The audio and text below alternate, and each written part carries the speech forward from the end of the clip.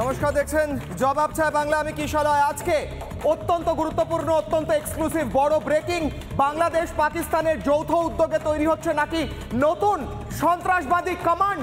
কারা রয়েছে এই কমান্ডে, কি প্ল্যান চলছে বাংলাদেশ এবং পাকিস্তানের, এবং নতুন করে এই সন্ত্রাসবাদী কমান্ড তৈরি হচ্ছে, তার উদ্দেশ্য কি, কেন নতুন করে এই কমান্ড তৈরি হচ্ছে, সমস্ত তথ্য দেখাবো। তবে সবার আগে এই মুহূর্তের বড় যে ব্রেকিং নিউজ, শুরুতেই আমরা সকাল থেকে নজর রেখেছিলাম যে আমাদের এই বাংলায় ক্যানিংয়ে ধরা পড়েছে কাশ্মীর থেকে আসা জঙ্গি।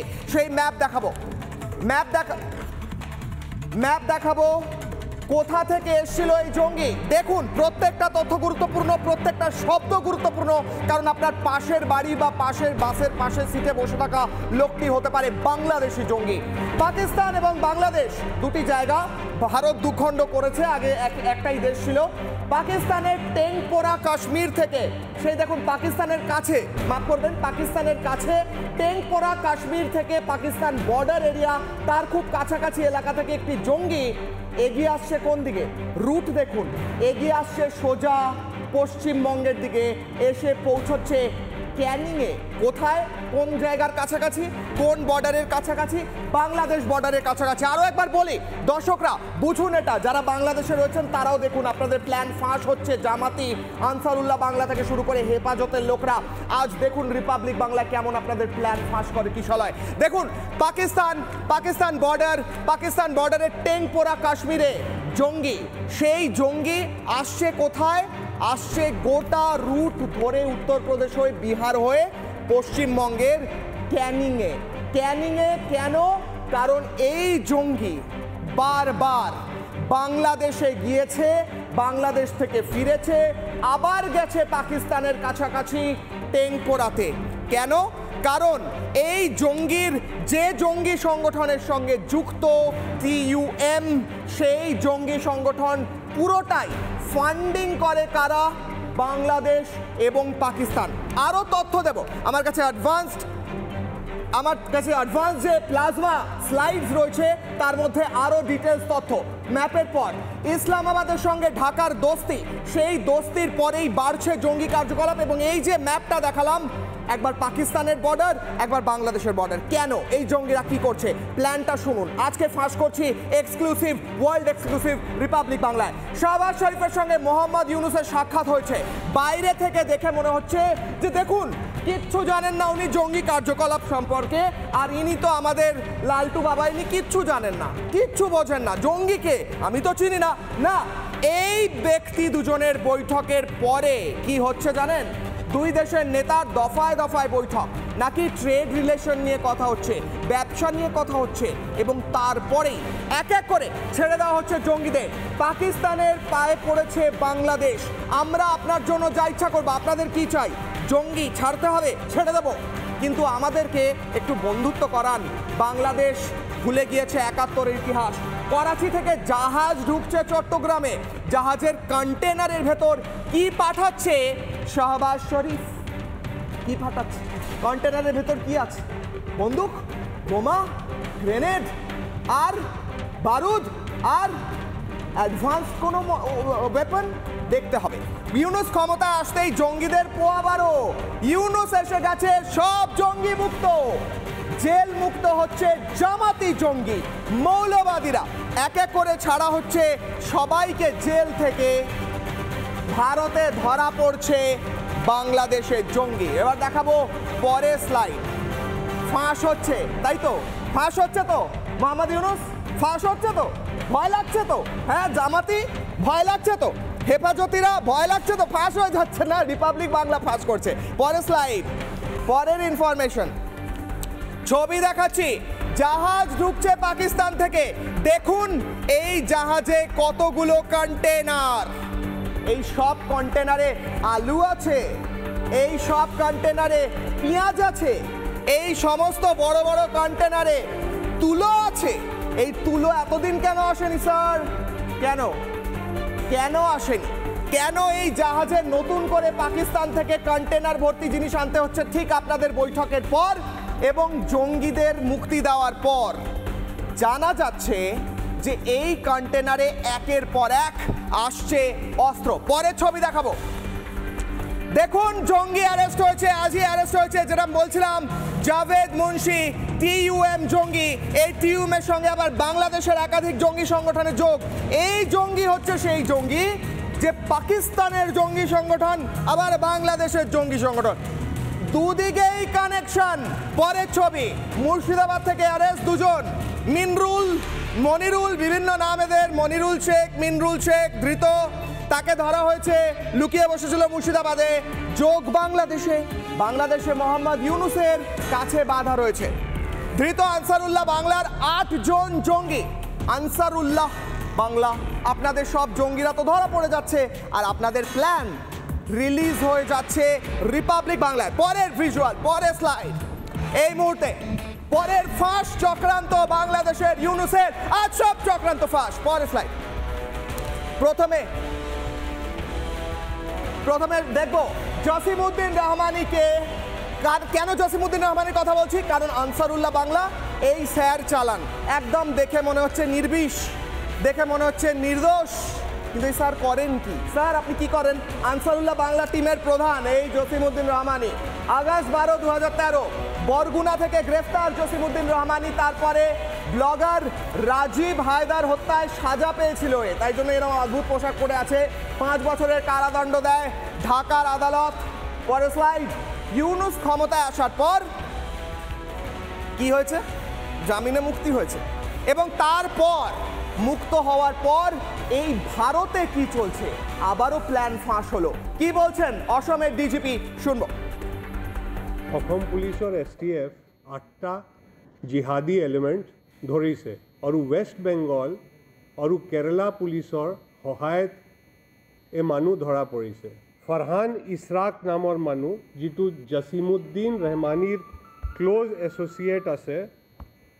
জছিমউদ্দিন ৰহমানী আনসাৰুল বাংলা টিমৰ চিফ আছে, যিটো বাংলাদেশত আছে। ফৰহান ইছৰাক এটা বাংলাদেশী ন্যাশনাল। মোহাম্মদ সাদ রদি এলিয়াস মোহাম্মদ শব শেখ, যিটো ৰাজশ্বাহী বাংলাদেশৰ নিবাসী, তাক ইণ্ডিয়া পঠাইছিলে নৱেম্বৰ মাহত। জসিমউদ্দিন রহমানি কোথায় আপনি? সব প্ল্যান ফাঁস করছি আমরা, আরো প্ল্যান ফাঁস করব। দেখুন এই মুহূর্তে আমাদের সঙ্গে উপস্থিত রয়েছেন দুজন অতিথি, আমাদের সঙ্গে থাকবেন আরও একাধিক জন রয়েছেন এই মুহূর্তে। ফজলুর রহমান সিনিয়র অ্যাডভোকেট এবং বিএনপি চেয়ারপারসনের উপদেষ্টা, তিনি বীর মুক্তিযোদ্ধাও বটে, মুক্তিযুদ্ধে অংশগ্রহণ করেছিলেন। নাজমা কৌসার রয়েছেন ক্যানাডা থেকে, আইনজীবী, সুপ্রিম কোর্ট বাংলাদেশের আইনজীবী, আওয়ামী লীগকে সমর্থন করেন, আওয়ামী লীগের সঙ্গে সক্রিয়ভাবে কাজও করেছেন এর আগে। তবে এই মুহূর্তে গেস্টদের কাছে যাওয়ার আগে আমাদের সঙ্গে সালাউদ্দিন সাহেবও থাকবেন। যাওয়ার আগে এই মুহূর্তে বড় ব্রেকিং নিউজ উঠে আসছে। এই মুহূর্তের বড় ব্রেকিং, আরও একজন জঙ্গিকে ছেড়ে দিল ইউনুস। যদি রেডি থাকে ব্রেকিং, এই মুহূর্তে আরও একজন জঙ্গিকে ছেড়ে দিল ইউনুস। জঙ্গি ইউনুস জামানায় জঙ্গিদের পোয়াবারও এক্ষুনি খবর, এই মুহূর্তের খবর, বিগ ব্রেকিং। ব্লগার আরও এক ভয়ানক জঙ্গিকে ছাড়লো ইউনুস। ছাড়া হলো জঙ্গি জিকরুল্লাহকে, সূত্র মারফত খবর পাওয়া যাচ্ছে জঙ্গি জিকরুল্লাহকে ছাড়া হয়েছে। ব্লগার ওয়াসিকুর রহমান খুনে অভিযুক্ত জিকরুল্লাহ, 2015 সালে ওয়াসিকুর রহমানকে গলা কেটে হত্যা করে জিকরুল্লাহ, তখনই তাকে হাতে নাতে ধরা পড়ে। গতকাল গভীর রাতে চুপিসারে তাকে ছেড়ে দেওয়া হয়। আনসারুল্লাহ বাংলার সঙ্গে যুক্ত জিকরুল্লাহ। এই মুহূর্তের বড় ব্রেকিং, বিগ ব্রেকিং, আরও একবার নেব। ইউনুস জামানায় জঙ্গিদের পোয়াবারও একের পর এক জঙ্গিকে ছেড়ে দিচ্ছে মোহাম্মদ ইউনুস। জিকরুল্লাহ ছবি দেখাচ্ছি, জঙ্গি জিকরুল্লাহ ছবি দেখাচ্ছি, নিকৃষ্ট জঙ্গি জিকরুল্লাহ।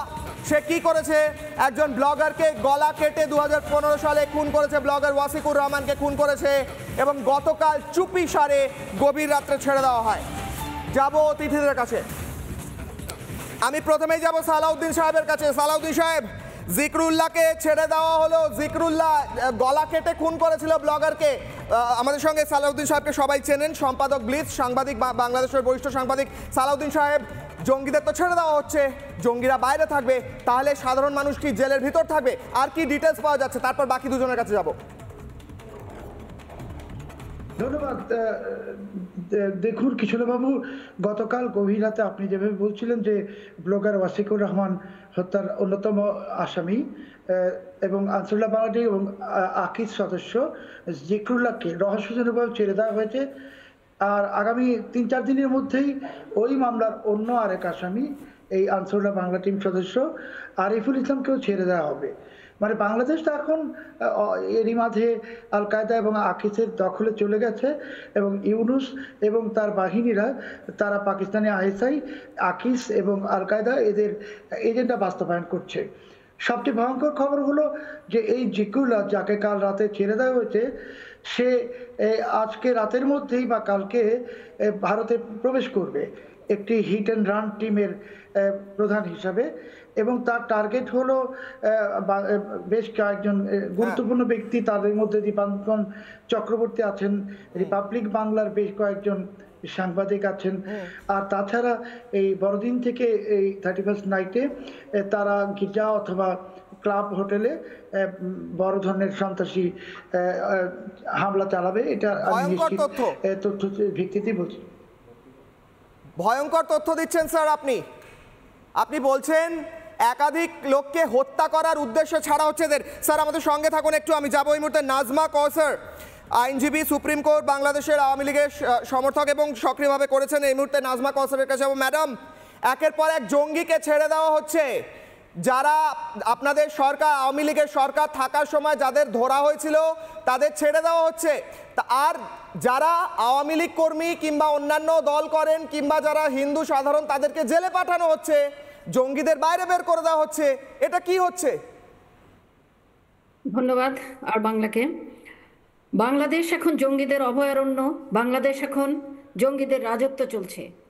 এই অবৈধ ইউনুস, সুদি ইউনুস সমস্ত জঙ্গিদেরকে নিয়ে বাংলাদেশ দখল করেছে এবং সমস্ত জেলগুলি ভেঙে জামিনের নামে জবরদস্তি জাস্টিসদের থেকে সিগনেচার নিয়ে, জাজদের থেকে সিগনেচার নিয়ে জঙ্গিদেরকে বের করে দেওয়া হচ্ছে একটা শর্তে, তারা বেরোবে, তারা ভারত বিরোধিতা করবে, তারা আওয়ামী লীগকে হত্যা করবে, ছাত্রলীগকে হত্যা করবে, বঙ্গবন্ধুর সমর্থক মুক্তিযোদ্ধাদের হত্যা করবে।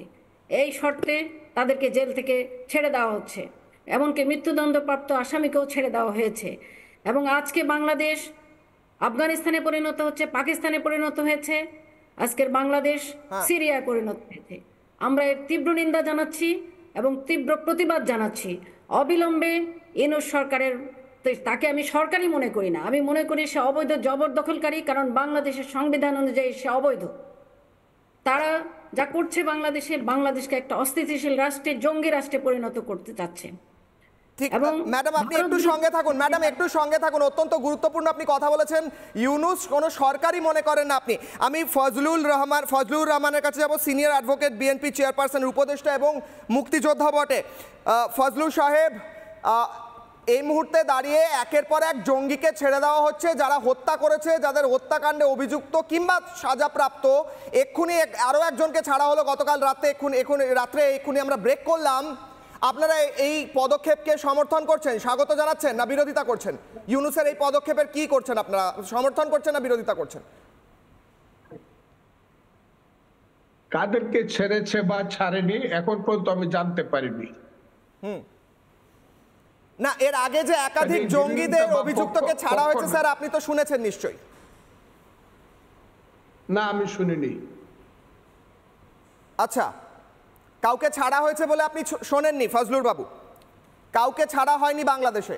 না, কাকে ছাড়া হচ্ছে, কি কারণে ছাড়া হচ্ছে, এত গভীরে যাওয়ার মতো অবস্থা আমার নাই, আমি এটা চিন্তা করছি না।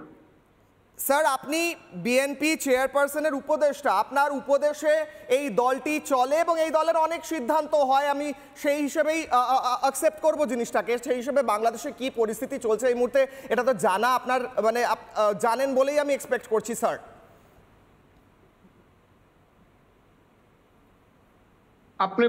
আপনি যদি নির্দিষ্ট প্রশ্ন করেন সেই প্রশ্নের উত্তর আমি দিতে পারি।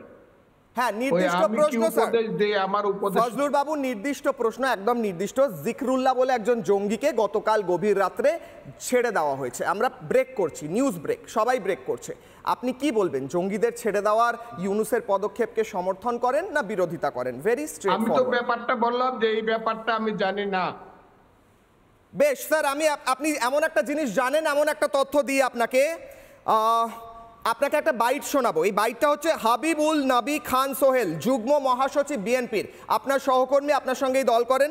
উনি একটি বক্তব্য রেখেছেন, দ্রুত বক্তব্য শোনাবো, ফিরছি আপনার কাছে, বাকিদের কাছেও যাব। দ্রুত বক্তব্য, হাবিবুল নবী। আঙুল তোলার আগে নিজেদের চেহারা দেখুন, না হলে ওই আঙুল কিন্তু আমরা কেটে দেব। রাফায়েল বিমানের ভয় দেখায়। আরে ভাই, আছে কয়টা রাফায়েল বিমান? ওটার কাজ কি? বোমা বহন করা। ভয় দেখায় কি জানেন? রাফায়েল বিমান নাকি বাংলাদেশে আসলে আমরা নাকি টয়লেট করে দেব। তাহলে বোঝেন, আমাদের টয়লেট করতে রাফায়েল বিমান লাগে, আর আপনাদের তো টয়লেট আসলেই রাস্তার ধারে বসে পড়েন। মনে রাখবেন, আমরা যদি একবার লুঙ্গিটা মালকাছা মারি, দিল্লি পর্যন্ত খবর হয়ে যাবে। ফজলুর বাবু, বিএনপির একজন উচ্চ নেতৃত্বে বসে থাকা একজন বলছেন লুঙ্গি মালকোচা মেরে তারা যদি কিছু একটা করেন দিল্লি নড়ে যাবে। লুঙ্গি মালকোচা মেরে এক্স্যাক্টলি কি করলে দিল্লি নড়ে যাবে? কি করার কথা বলছেন উনি? আমার নাম ফজলু বাবু নয়, আমার নাম ফজলুর রহমান। বেশ, ফজলুর রহমান, বলুন। আমি হাবিবুল নবী সোহেলের কথাটা সঠিকভাবে বুঝতে পারিনি। ওই দিল্লি দখল করব আর ঢাকা চিটাগাং নিয়ে যাব, এইসব কথার মধ্যে আমার রাজনীতি সীমাবদ্ধ নয়। আমি কোনোটাতেই বিশ্বাস করি না। দিল্লি দখল করা, কলকাতা দখল করা, উড়িষ্যা বিহার দখল করা, আবার চিটাগাং দখল করা, কোনোটাতে আমি বিশ্বাস করি না। আমি মনে করি যার যার দেশ যার যার অবস্থানে থাকবে এবং পারস্পরিকভাবে দুইটা দেশ ভাই ভাই হিসাবে, বন্ধু হিসাবে থাকবে, এবং সেটা যেভাবে থাকা যায় সেই ব্যবস্থাটা করতে হবে। খুব ক্লিয়ার। ফজলুর রহমান, আপনি রিপাবলিক বাংলায় বসে বলছেন ভাই ভাই হিসেবে দুটো দেশ থাকবে। আপনার দলের নেতা বলছেন আমরা গিয়ে উড়িষ্যা বিহার সবকিছু দখল করে নেব। আপনি তো শুনেছেন। আচ্ছা, একবার শোনাই। উড়িষ্যা বিহার দখল করে নেব, বিএনপি নেতা বলছেন, শোনাবো, ফিরবো। রিপাবলিক বাংলা বলেছে যে চট্টগ্রাম ভারতের অংশ হিসাবে দাবি করা, আরো কত মিথ্যা অপপ্রচার দিয়েছে। আমরা বলেছি একটি স্বাধীন সার্বভৌম দেশে আপনারা দাবি করলে, আমিও এর আগে বলেছি, আমরাও আমাদের নবাবের এলাকা ওই বাংলা, উড়িষ্যা এবং বিহার আমরা দাবি করব। এটা তো আমাদের ন্যায্য পাওনা। রুহুল কবির রিজভী, ইনি কি বিএনপি নেতা? ইনি কি বিএনপি করেন? আপনি চেনেন না চেনেন না? উনি বিএনপির সিনিয়র যুগ্ম মহাসচিব। উনি বলছেন ভারতের বিহার, উড়িষ্যা সবকিছু দখল করে নেবেন। কি বলছেন? আপনি বলছেন আপনি সমর্থন করেন না। কি ব্যবস্থা হবে ওনার বিরুদ্ধে? আপনার বয়স কত এটা আগে বলেন। আমার বয়স আমি আপনার চেয়ে অনেক ছোট ফজলুর রহমান বাবু, কিন্তু আমি এই শব্দগুলো বুঝতে পারছি, আপনি যেটা বুঝতে পারছেন না। আপনার থেকে বয়সে ছোট হওয়া সত্ত্বেও আমি বুঝতে পারছি উনি কি বলছেন। কাজে আমার বয়স অনেক বেশি। ঠিক জানি তো, আমি দেখতে পাচ্ছি। এইসব বাজে হালকা পাতলা প্রশ্নের কোনো উত্তর দেই না।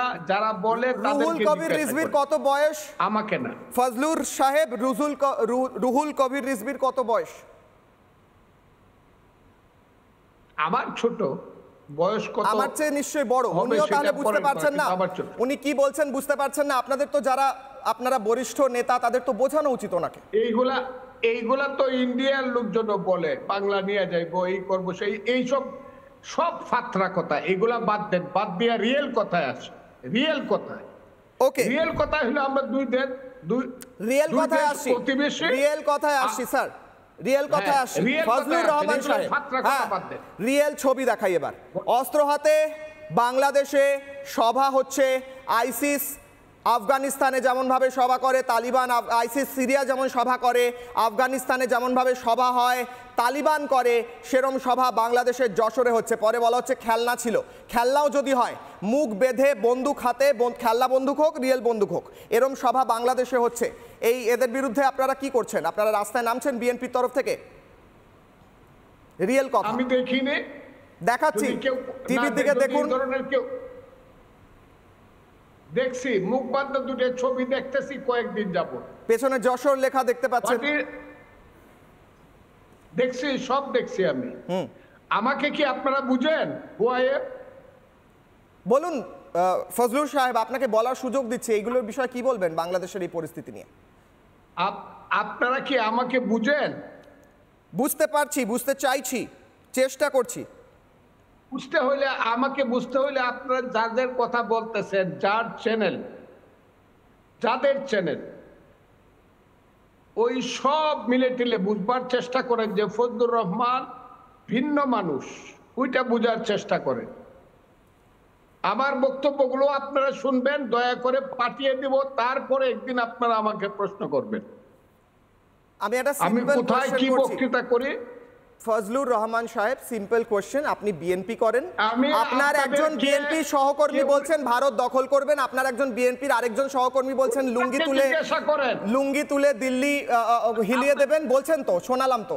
আপনি তাকে জিজ্ঞাসা করেন, তাকে যে বলছে তাকে, আমাকে না। আপনি বিএনপির একজন এই মুহূর্তের রিপ্রেজেন্টেটিভ হয়ে আপনার বিএনপির বাকি সহকর্মীদের কথা আপনি রিপ্রেজেন্ট করেন না, আপনি বিএনপি করেন কিন্তু বাকিদের কথায় সমর্থন করেন না। শেষ প্রশ্ন, সমর্থন না, আপনি তাদেরকে জিজ্ঞাসা করেন। শেষ প্রশ্ন একটা, ফজলুর রহমান সাহেব, এক মিনিট একটা বাইট শোনাবো আপনাকে। ইসকনিদের জবাই করার কথা হচ্ছে, বাইট শোনাবো, আসছি আপনাকে, শেষ প্রশ্ন করব, শুনুন কি বলছে বাংলাদেশে।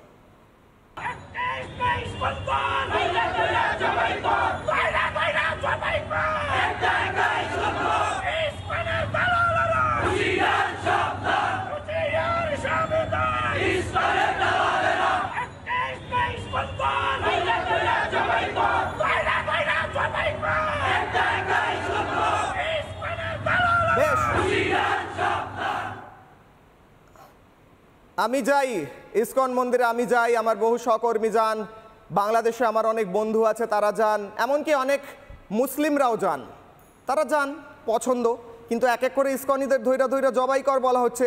বিএনপির তরফ থেকে কি পদক্ষেপ নেওয়া হচ্ছে এর বিরুদ্ধে সোচ্চার হওয়ার জন্য? আপনি যে দেখাইলেন, আমাকে দেখাইলেন না, আপনি আমাকে সাউন্ড শোনাইলেন, স্লোগানের সাউন্ড, লোকগুলা দেখি একটু। আপনি কি টিভি দেখছেন? আপনার সামনে টিভি রয়েছে? বুঝতে পারেন না, তাহলে দেখবেন আমি শুধু আমাকে দেখছি আর আপনার কথা শুনছি, আমি দেখছি না যে মিছিলটা কে করতেছে। আপনাকে এই জবাই করার একাধিক লিংক পাঠানো হবে। বিভিন্ন সংগঠন বাংলাদেশে এই মুহূর্তে রাস্তায় নেমে বলছে এক এক কইরা ইসকনি ধর, দইরা দইরা জবাই কর, এছাড়াও বলছে হিন্দুদের ধরে জবাই করতে। আপনারা বিএনপির তরফ থেকে স্ট্রেট ফরওয়ার্ড কোয়েশ্চেন, এখন পর্যন্ত কোনো এর বিরুদ্ধে নিন্দা বা বার্তা সোচ্চার হওয়া কিছু করেননি কেন? আমার শুনেন, আমি আপনাকে দেখছি না, শুধু আপনার বক্তব্য শুনছি। আমার বক্তব্য আগে শুনবেন, বলুন। আমার বক্তব্য শুনলে আপনি বুঝতে পারবেন হোয়াই এম ইন বাংলাদেশ। এইসব এই ফালতু কথা, জবাই করার কথা, এইসবের কথার উত্তরই আমি দেই না। যদি এই ধরনের কোনো ঘটনা ঘটে, একটা জিনিস মনে রাখবেন, বাংলাদেশ ইজ বাংলাদেশ। এটা মুক্তিযুদ্ধের মধ্য দিয়ে স্বাধীন হয়েছে, কাজে এইটা ভিন্ন প্রকৃতির দেশ। মুক্তিযুদ্ধকে আজকে অস্বীকার করা হচ্ছে রহমান সাহেব, যে মুক্তিযুদ্ধের ইতিহাসকে আজকে অস্বীকার করে যারা মুক্তিযুদ্ধে যাদের বিরুদ্ধে লড়াই করা হয়েছিল তাদের পায়ে পড়া হচ্ছে, তাদের কথা বলছেন? তাদের পায়ে পড়া কেউ যদি পড়ে, তারা পায়ে পড়ে থাকবে, এই দেশ থেকে লাথিকে বের হয়ে যাবে। আচ্ছা, আপনি সঙ্গে থাকুন, আমি একবার যাব। এখনো মুক্তিযোদ্ধারা জীবিত। হ্যাঁ বলুন। এখনো মুক্তিযোদ্ধারা জীবিত আছে। আপনি ভুলে দেন না, আমার নাম ফজলুর রহমান, নামটা খালি লেখা রাখেন আপনি। বেশ, ফজলুর রহমান সাহেব, আমি একবার নাজমা কৌসার ম্যাডামের কাছে যাবো। নাজমা কৌসার, ফজলুর রহমান বলছেন, এক মিনিট সঙ্গে থাকুন, আমি আবার আপনার কাছে আসছি, আমি আপনাকে, হ্যাঁ বলুন। আচ্ছা বলুন। আমি নাজমাকে চিনি, আই নো হার। ফজলু ভাই আমাদের নেতা, আমাদের ছাত্রলীগের নেতা ছিলেন ৭৫ পরবর্তীতে উনি বীর মুক্তিযোদ্ধা আমাদের ফজলু ভাই, যদিও দুঃখজনকভাবে উনি এখন বিএনপি রাজনীতির সাথে জড়িত। আমরা ছাত্রলীগ, আমাদের নেতা হিসেবে আমরা ওনাদের নেতৃত্বেই কাজ করেছি। ছাত্রলীগে ৭৫ পরবর্তী দুঃসময়ে আমরা রাজনীতি করেছি। সে ফজলু ভাই এখন, আমি জানি না উনি বিএনপিকে কিভাবে ওন করেন। বিএনপি আজকে বঙ্গবন্ধুকে অস্বীকার করছে, জামাতের সাথে মিলে তারা জঙ্গিদেরকে পৃষ্ঠপোষকতা দিচ্ছে, তারা মুক্তিযোদ্ধাদেরকে হত্যা করছে, তারা একটা একটা হিন্দু ধর, সাথে স্লোগান হচ্ছে একটা একটা আওয়ামী লীগ ধর, একটা একটা ছাত্রলীগ ধর, ধরে ধরে জবাই কর। মুক্তিযুদ্ধের চেতনা ভুলুণ্ঠিত, বঙ্গবন্ধুর ৭ই মার্চ নিষিদ্ধ, বিজয় দিবসে মুক্তিযোদ্ধারা আওয়ামী লীগ, মুক্তিযুদ্ধের নেতৃত্ব দানকারী দল আওয়ামী লীগ, ছাত্রলীগ, যুবলীগ কাউকে জাতীয় স্মৃতিসৌধে যেতে দেওয়া হয় নাই। ও বঙ্গবন্ধুর ৩২ নম্বরে সম্মান জানানোর জন্য বঙ্গবন্ধু ভবনে যেতে দেওয়া হয় নাই। সেই মুক্তিযুদ্ধের চেতনা ভুলুণ্ঠিত। আমি জানি না ফজলু ভাইয়ের হৃদয়ে রক্তক্ষরণ হয় কিনা, ফজলু ভাই আবার অস্ত্র হাতে তুলে নেবে কিনা মুক্তিযুদ্ধের বাংলাদেশকে ফেরত নেওয়ার জন্য এই জামাতিদের কাছ থেকে, এই পাকিস্তানি দালালদের হাত থেকে। যারা আজকে শুধু ফুল দিতে যাওয়ার অপরাধে গ্রেপ্তার করেছে অসংখ্য মুক্তিযুদ্ধের পক্ষের শক্তিকে, মুক্তিযোদ্ধাদেরকে, ছাত্রলীগের নেতাকর্মীদেরকে অথবা মুক্তিযুদ্ধের পক্ষের জনতাকে উলঙ্গ করে পিটানো হয়েছে ৩২ নম্বরে বঙ্গবন্ধু স্মৃতিসৌধে, বঙ্গবন্ধু ভবনে। কোথাও যেতে না দেওয়ার পরে যখন মুক্তিযুদ্ধের পক্ষের মানুষ, মুক্তিযুদ্ধের বঙ্গবন্ধু নেতৃত্বে যারা এদেশে লড়াই করেছিল সেই মুক্তিযোদ্ধারা যখন ৩২ নম্বরে গিয়েছে, সেখানে তাদেরকে বেঁধে কাপড় চোপড় ছিঁড়ে অনেকটা আধা উলঙ্গ করে রাখা হয়েছে। Najma madam, ১ minute. ফজলুর বাবু বলুন, ফজলু সাহেব বলুন, কিছু বলতে চাইছেন, হাত তুলছেন, বলার সুযোগ দেবো প্রত্যেকে, বলুন। ওরে কি বলবো আমি, ও পলাইছে কেন? আমি পলাই নাই। ও পলাইছে কেন? নেত্রী পলাইছে কেন? ওর নেত্রী পলাইছে কেন? এই কথাগুলো উত্তর দেন আগে। কারা জামাতকে সামনে নিয়ে আসছে আজকে? কাদের অপকর্মের জন্য বলেন? কারা এই অপকর্মগুলো গত 15 বছর করছে? এখন কেন আমাকে মুক্তিযুদ্ধের পক্ষে দাঁড়াইতে হয়? ফজলুর রহমানকে আপনি আমার বক্তব্য আগে শুনবেন, আমি আপনার কাছে আমার সমস্ত বক্তব্য পাঠাবো।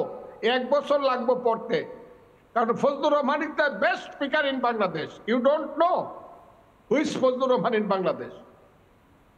কাজে আমি আপনাকে বলি, এরা এই দেশটাকে সর্বনাশ করে গত 15 বছর মুক্তিযুদ্ধ বঙ্গবন্ধুকে প্রশ্নবিদ্ধ করছে, এবং করার ফলে আজকে যারা ক্ষমতা আসছে তাদের দোষ কি? আমরা তো তাদেরকে নিয়ে আসছি আমাদের কর্মকাণ্ডের মাধ্যমে। নাজমা কওসার, আপনি পালিয়েছেন কেন উনি বলছেন? আপনি পালিয়েছেন কেন? কিন্তু প্রাণ বাঁচাতে অনেকেই পালিয়েছেন। আমি পালাই নেই, আমি জুন মাসে দেশের বাইরে ছিলাম, জুলাই মাসে আমি দেশের বাইরে ছিলাম। দেশের বাইরে কথা কোন কেন? তাইলে এখন আসেন না কেন? আপনি আমার নিরাপত্তা নিশ্চিত করুন। আমি আসবো, আমি আগামীকাল আসবো। আপনি যদি আমার নিরাপত্তা দিতে পারেন ফজলু ভাই, আমি অবশ্যই আগামীকাল বাংলাদেশে আসবো। এবং ফজলু ভাইকে আমরা জানি, আপনাকে আমরা শ্রদ্ধা করি, ভালোবাসি, আপনার মুক্তিযুদ্ধের ভূমিকার জন্য আপনাকে রেসপেক্ট করি, কিন্তু আজকের বাংলাদেশে আপনি যে দলকে ওন করছেন সেই মুক্তিযুদ্ধকে ওন করে। ম্যাডাম শুনেন, আমার এখনকার বক্তব্য আপনি শুনবেন, আপনি শুনেন আমার বক্তৃতা এখন, তারপরে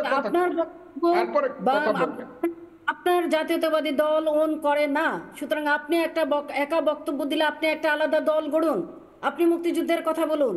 আপনি সেখানে দাঁড়িয়ে যারা মুক্তিযুদ্ধকে প্রতি মুহূর্তে অবমাননা করছে তাদের সাথে দাঁড়িয়ে আপনি ভিন্ন মত পোষণ করলে তো কাজ হবে না ফজলু ভাই।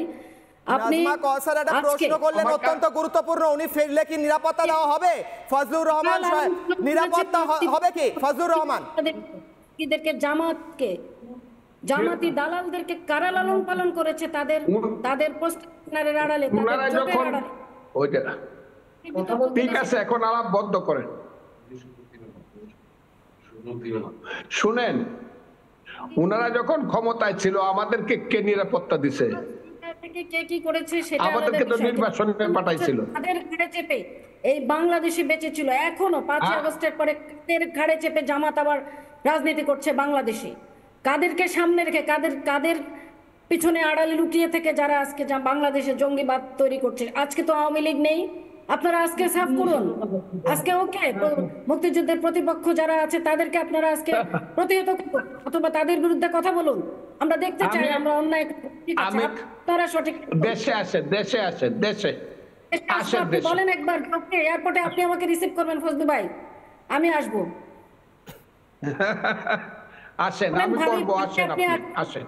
আপনাদের সাথে আমার ব্যক্তিগত অনেক ভালো সম্পর্ক, কিন্তু আপনি বলুন আমি নিরাপদ বাংলাদেশে আমি অবশ্যই আসবো দেশে, কিন্তু আপনি সেটা বলতে পারবেন না। আমি জানি আজকের বাংলাদেশে মুক্তিযুদ্ধের পক্ষের, আমি বীর মুক্তিযোদ্ধার সন্তান, আমি মুক্তিযুদ্ধের পক্ষের মানুষ।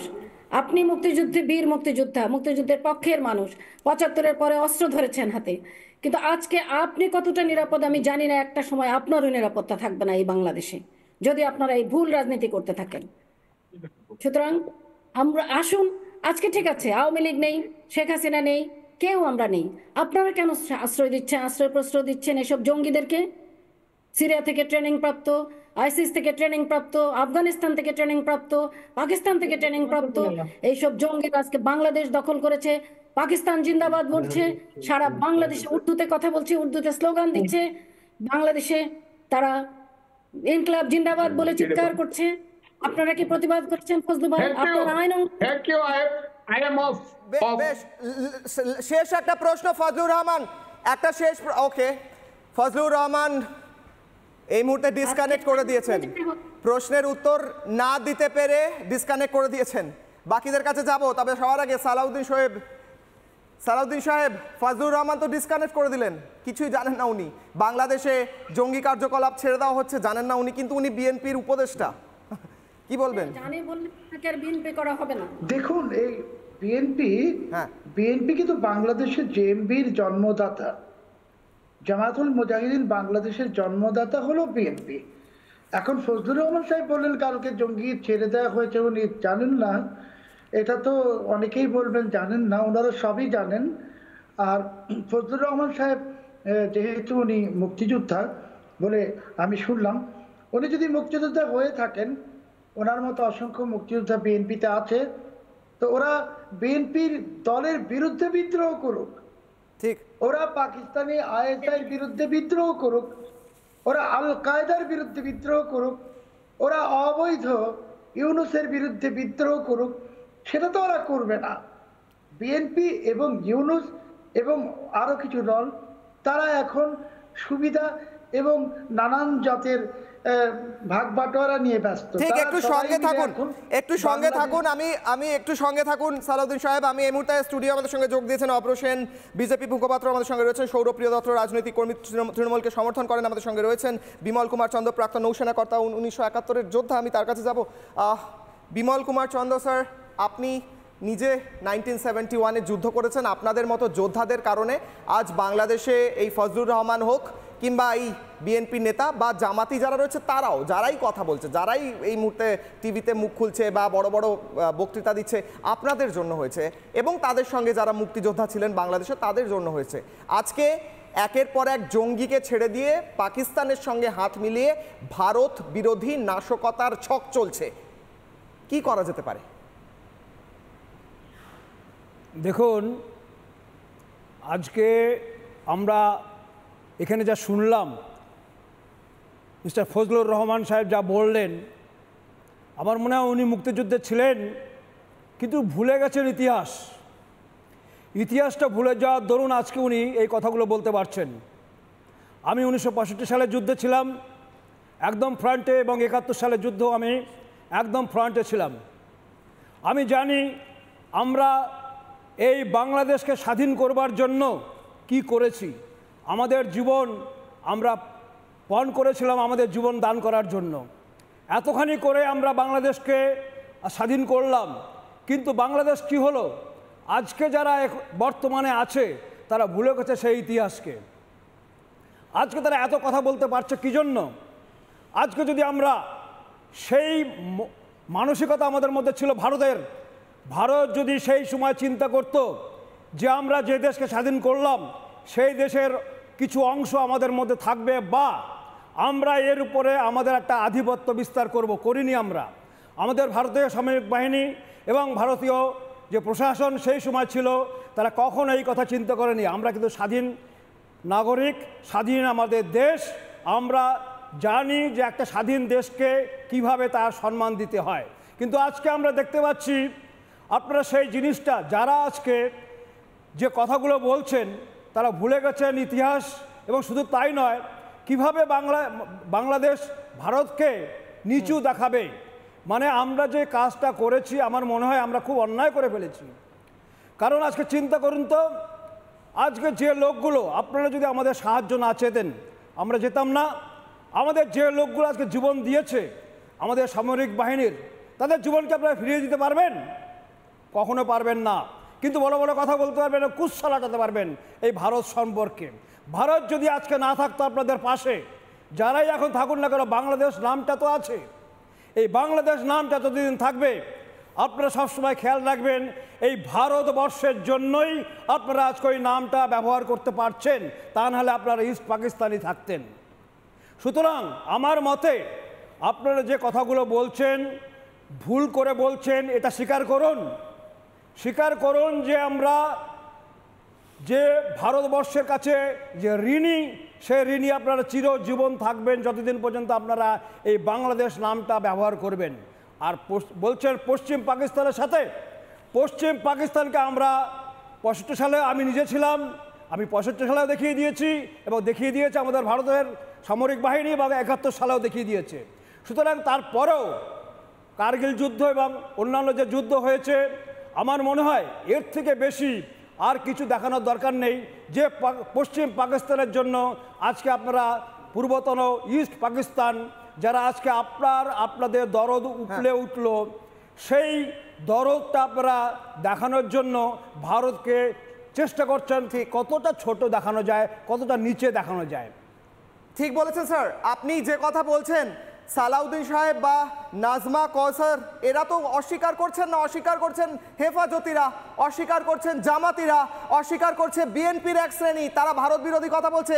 আমি অভ্র এবং সৌরপ্রিয়র কাছে যাওয়ার আগে একবার শেষবার সালাউদ্দিন সাহেবের কাছে যাব, যে আপনারা কি অস্বীকার করছেন ভারতের রোলের কথা? সালাউদ্দিন সাহেব। না, আমি তো বারবার বলছি যে 71 সালে ভারত আমাদের জন্য যা করেছে, ভারতের ৩,875 জন বীর আমাদের জন্য ওনাদের প্রাণ দিয়ে আমাদেরকে দেশ দিয়েছেন। সেই জন্য গোটা বাঙালি জাতির আজন্মের ঋণ ভারতের কাছে।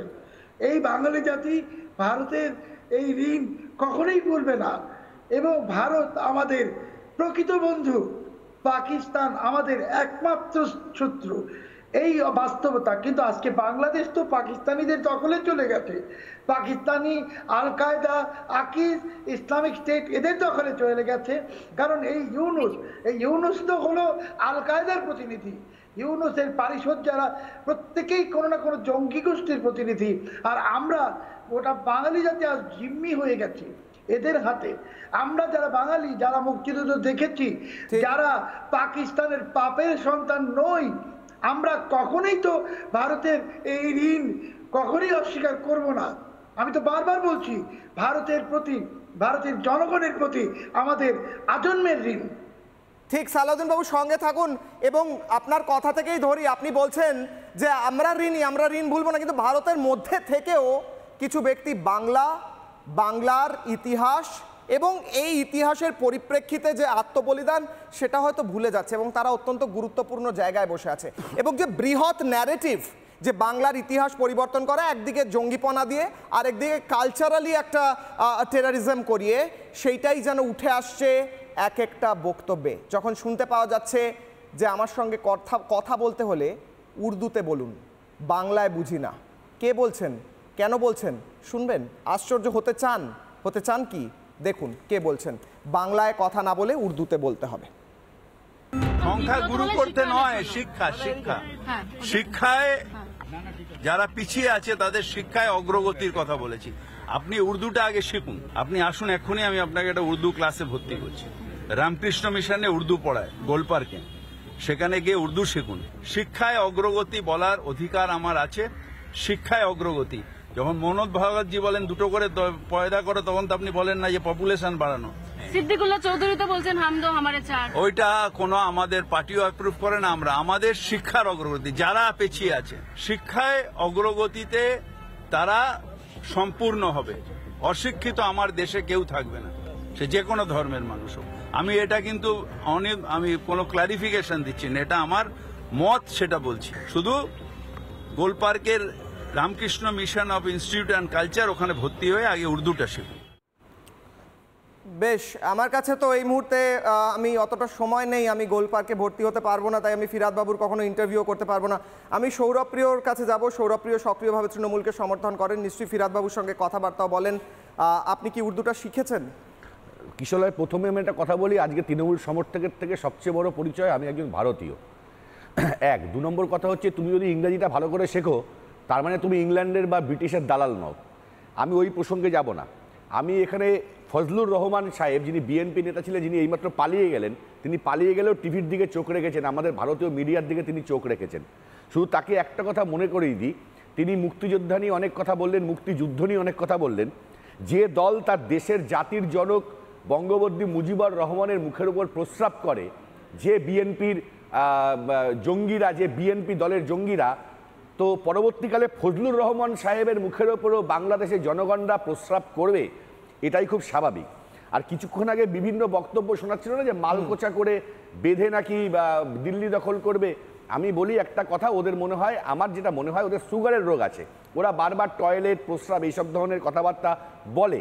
তো আমি একটা কথাই শুধু বলবো ওনাকে, যে উনি কিছুই জানে না, কিছুই বোঝে না, কিছুই দেখেনি, আমি কিছুই জানি না। ওনার মতন বড় মানে জঙ্গি গোষ্ঠীর একজন বড় মাথা বিএনপির মতন, সে আসার পরে এই বাংলাদেশটা কাঙাল দেশে পরিণত হয়েছে। ইউনিসের মতন একটা অপদার্থ, একটা শয়তান আসার পরে। আমি জাস্ট একটু ইন্টারাপ্ট করব, আমি একটু ইন্টারাপ্ট করব, সময় কম রয়েছে, প্রত্যেককে বলতে হবে। একটা কথা বলে দিই, আচ্ছা বলুন। বাংলাদেশটা কাঙাল দেশে পরিণত হয়েছে ফজলুর রহমান সাহেব শুনেনি, তাই শেখ হাসিনা যাওয়ার পরে তার অন্তর্বাস থেকে শুরু করে মাছ মাংস সব আপনাদের চুরি করে খেতে হয়। ভারতবর্ষ যদি আপনাদের পাশে না থাকে, জীবনে আপনারা না খেতে পেয়ে মরবেন। ঠিক, একদম ঠিক। সৌরভ, এবার আমি আমার কোশ্চেনে আসি। নাম্বার 1, আমরা প্রত্যেকে ভারতীয় এবং আমরা ঐক্যের সঙ্গে বাইরে থেকে কোনো আগ্রাসী শক্তি বা বিরোধী শক্তি এলে তার বিরুদ্ধে কথা বলবো, ঠিক। কিন্তু আমাদের দেশের ভেতর কি হচ্ছে? কাশ্মীর থেকে জঙ্গি আসছে, জঙ্গি এসে ক্যানিংয়ে লুকিয়ে থাকছে, যে জঙ্গির আবার বাংলাদেশে কানেকশন। আপনি বলছেন যে বাংলাদেশে যা হচ্ছে তার তীব্র বিরোধিতা করি, জঙ্গিপনা বাড়ছে, জঙ্গিদের উৎপাত বাড়ছে, কিন্তু জঙ্গিদের উৎপাত যদি বাংলাদেশে বাড়ে, সেই জঙ্গিরা কাশ্মীর ছেড়ে পশ্চিমবঙ্গে পালিয়ে আসছে। এবং আপনাদের ফিরাদ হাকিম সাহেব বলছেন উর্দুটা শিখে নিন, এইটা আমি তো এক সুতোয় বাঁধতে পারছি। যে ম্যাপ দেখিয়েছো তুমি, যে পাকিস্তানের জঙ্গিরা কোথা থেকে ঢুকছে, কাশ্মীরের কোন বর্ডার দিয়ে, আমি এখনো বলছি, যেহেতু এখানে বাংলাদেশের লোকরা রয়েছে, আমি এখানে আমার ভারতবর্ষের রাজনৈতিক অবস্থায় কোনো আলোচনা করব না, কারণ আমি একজন ভারতীয়। আজকে আমি না মোদি না মমতা, এই প্রসঙ্গে যাব না। আমাদের প্রধানমন্ত্রী নরেন্দ্র মোদি, আমাদের মুখ্যমন্ত্রী মমতা বন্দ্যোপাধ্যায়, এর বেশি আমি কিছু বলবো না। বুঝলাম অব্র, বেশ বুঝলাম। সৌরভপ্রিয়, আসছি।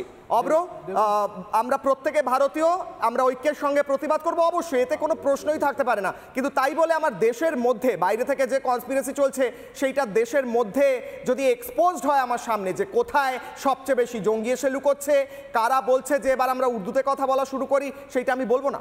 দেখুন, আমি প্রথমে 2 লাইন বাংলাদেশ নিয়ে বলে তারপর আপনার বক্তব্যে আসছি।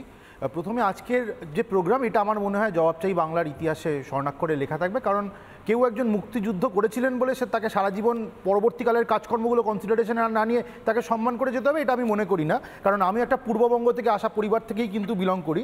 তো এতই যদি মুক্তিযুদ্ধ করে থাকেন, তাহলে অত হাজার হাজার হিন্দুরা তখন ওখান থেকে পালিয়ে আসতে বাধ্য হয়েছিল, কারণ এই প্রশ্নের উত্তর তো দিতে হবে। তো এইসব নিয়ে আমি বলবো না। আমি মনে করি যে ফজলুর রহমান সাহেব আজকে একটা দৃষ্টান্ত স্থাপন করলেন। ফজলুল চাচার ফাজলামি বলে আজকের দিনের এই প্রোগ্রামটা মনে থাকবে, কারণ উনি একটা প্রশ্নের উত্তর দেননি। উনি যে দলকে রিপ্রেজেন্ট করেন, সেই দলের একজন মহান নেতা কি লুঙ্গি মালকোচা করার কথা বলেন। আমার বক্তব্য হচ্ছে, ওই লুঙ্গিটাও কি ভারত থেকে রপ্তানি করে নিয়ে যাওয়া? কারণ আপনাদের দেশে তো পদ্মার ইলিশ ছাড়া আর কিছু পাওয়া যায় কিনা আমার সন্দেহ আছে, সবই রপ্তানি করতে হয়। আর আপনারা পুরনো শাড়ি নিয়ে তাহলে পরান কেন?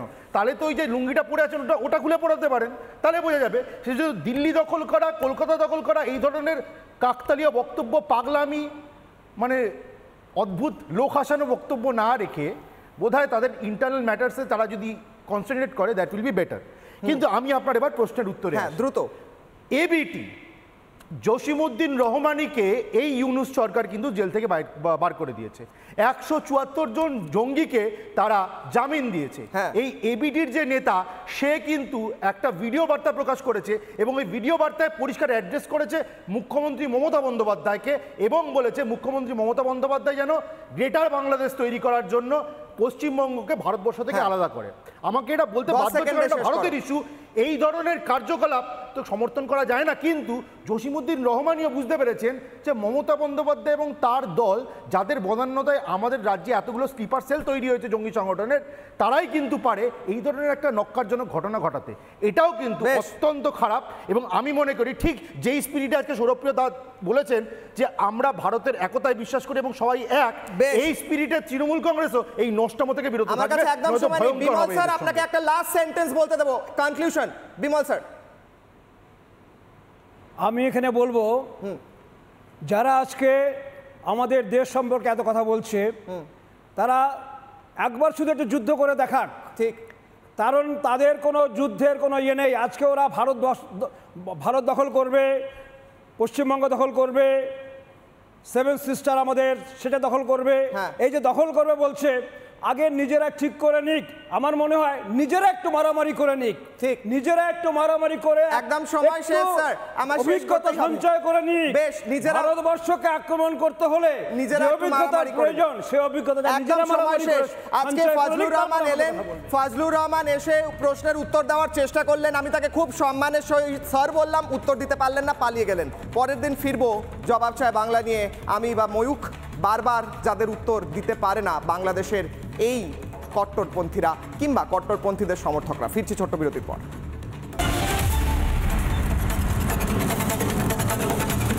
নানা ধরনের কন্টেন্ট দেখার জন্য লাইক করুন, শেয়ার করুন আমাদের ফেসবুক পেজ, সাবস্ক্রাইব করুন আমাদের ইউটিউব চ্যানেল। পাশাপাশি অন্যান্য ব্রেকিং নিউজের জন্য অবশ্যই চোখ রাখুন রিপাবলিক বাংলায়।